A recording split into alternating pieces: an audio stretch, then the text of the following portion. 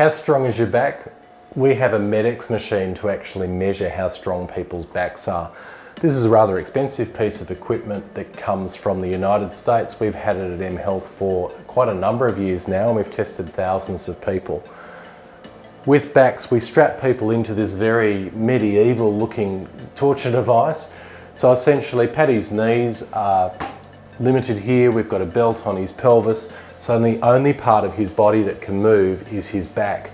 That isolates the back muscles. So when we separate the back muscles out from the rest of his body, namely his gluteals and his hamstrings and lower limbs, we can then ask him to push back into the seat back and generate a graph that looks like this.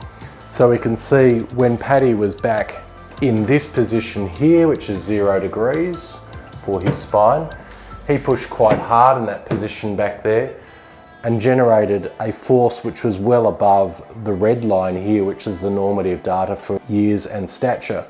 Here's the purple line up the top here.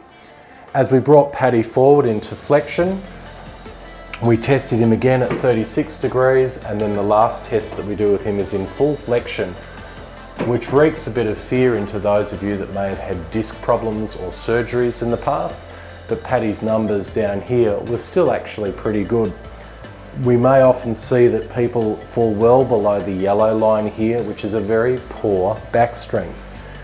Having a weak back is one of the biggest causes that we see of having back pain. Very similar to knees. So if people don't have good strength, they don't have good function. So we can measure that specifically. We can also treat on this machine, so we can pin load appropriate weights to Paddy and progress him back to the strength that his back should be at for a gentleman of his age, size and weight.